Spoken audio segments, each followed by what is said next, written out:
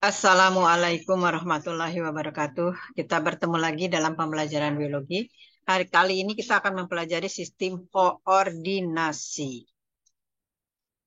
Nah, perhatikan gambar ini. Tahukah Anda bagaimana mekanisme kerja organ-organ sistem indera berikut? Ya, sini ada hidung, ada mulut, telinga, mata, dan kulit. Nah, ini merupakan bagian dari sistem koordinasi. Untuk lebih jelasnya, inilah peta konsep yang akan kita pelajari di dalam sistem koordinasi, yaitu sistem saraf, di mana di dalam sistem saraf akan dipelajari struktur sistem saraf, jenis sistem saraf, gangguan sistem saraf. Kemudian sistem hormon, struktur sistem hormon, jenis sistem hormon, gangguan sistem hormon. Nah, yang berikutnya adalah sistem indera yang akan dipelajari struktur dan jenis sistem indera dan gangguan sistem indera. Nah, inilah bagian yang pertama adalah struktur sistem saraf. Sistem saraf ini mempunyai unit terkecil yaitu sel-sel saraf atau sel-sel neuron. Nah, ini mempunyai bagian badan sel. Di dalam badan sel ini ada inti sel, kemudian dari inti sel keluar juluran-juluran pendek yang disebut dengan dendrit, kemudian juluran panjang yang disebut dengan akson. Nah, di dalam sistem saraf ini dilingkupi oleh yang disebut dengan membran sel. Di dalam akson ini ada bagian neuroglia. Neuroglia ini bagian yang melengkapi sistem saraf. Kemudian ada celah-celah yang disebut dengan nodus Reinfer dan diselubungi oleh selubung mielin, dan ada ujung daripada akson yang disebut akson terminal.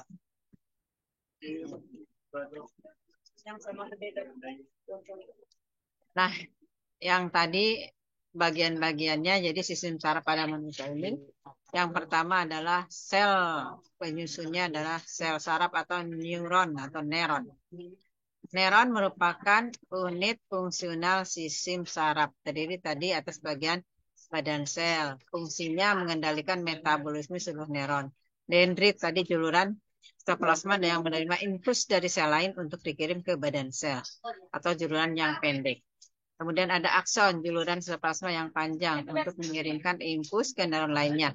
Akson dibungkus oleh selubung mielin. Bagian akson tanpa mielin disebut nodus Reinfer untuk membuat jalannya impuls lebih cepat, mempercepat jalannya impuls. Kemudian mielin ditutupi oleh selubung Schwann atau yang disebut dengan nerilema. Nah, neuron tidak dapat melakukan mitosis, namun serabutnya dapat berregenerasi. Neuron berdasarkan fungsinya itu ada neuron aferen menghantarkan impuls dari organ sensor ke saraf pusat. Ada neuron motorik atau motor yang disebut eferen menghantarkan impuls dari saraf pusat ke organ motor atau kelenjar. Kemudian ada neuron konektor menghubung antara neuron satu dengan neuron lain. Nah, ini neuron berdasarkan fungsinya. Kemudian sel neuron berdasarkan juluran sitoplasma ada neuron multipolar, yaitu satu akson dan dua dendrit atau lebih. Neuron bipolar, dua juluran berupa dendrit dan akson saja.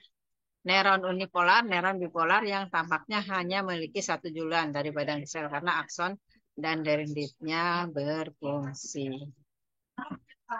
Nah, ini gambar dari neuron ya. Ini kalau gambar tiga dimensinya seperti ini.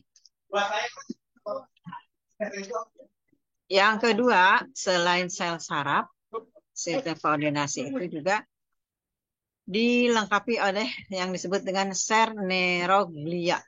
glia adalah sel penunjang pada saraf pusat yang berfungsi sebagai jaringan ikat. Jenis sel glia ada astrosit sebagai lem yang menyatukan neuron, ada oligodendrosit membentuk lapisan mielin. Kemudian mikroglia untuk pertahanan imun, dan ada sel ependima, membran epitelium yang melapisi organ serebral dan medula. Itu.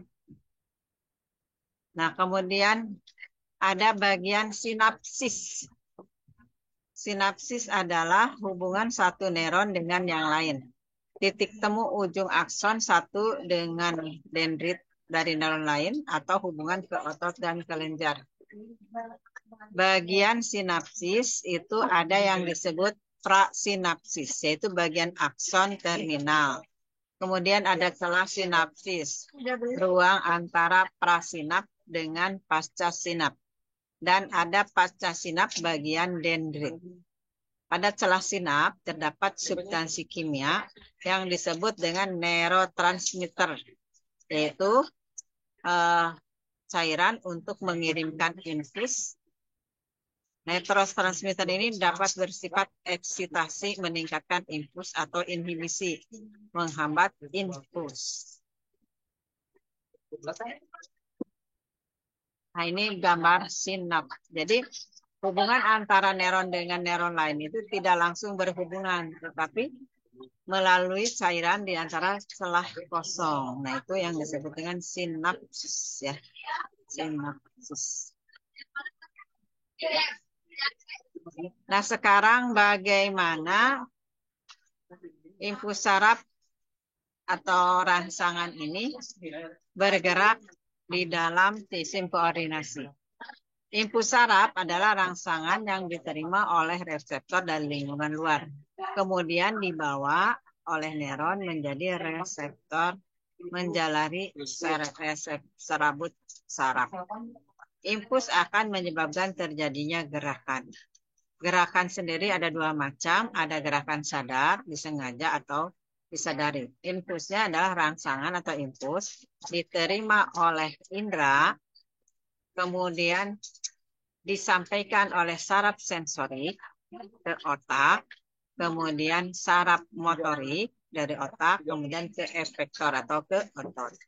Itu gerakan sadar atau disengaja. Gerakan refleks tidak disengaja atau tidak disadari adalah infus, reseptor indera, saraf sensorik, sumsum tulang belakang, kemudian saraf motorik, kemudian saraf efektor atau otot. Jadi bedanya yang disengaja itu dari indera, saraf sensorik ke otak, itu saraf motorik ke efektor. Kalau dari gerak refleks, indera, saraf sensorik, sumsum tulang belakang, saraf motorik, dan efektor. Itu bedanya gerak refleks dan gerak disadari. Nah, bagaimana mekanisme penghamparan infus? Infus yang diterima oleh reseptor dihantarkan oleh dendrit menuju badan sel saraf dan akson, kemudian dihantarkan ke neuron lainnya. Neuron dalam keadaan istirahat memiliki energi potensial membran untuk bekerja mengirim infus. Energi tersebut dihasilkan oleh perbedaan komposisi ion intraseluler dan ekstraseluler. Di dalam sel, kation ion positif utama adalah K positif dan Na plus yang rendah. Kemudian di luar sel, kation utamanya Na plus, K positifnya rendah. Energi dipertahankan dengan cara pompa K positif ke dalam sel, Na positif keluar sel.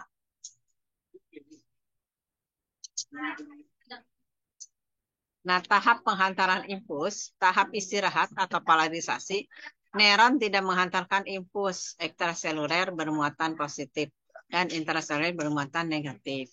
Tahap depolarisasi, neuron mendapat rangsangan saluran Na terbuka dan Na plus masuk ke dalam sel. Terjadi perubahan muatan listrik, ekstraseluler bermuatan negatif, intraseluler bermuatan positif.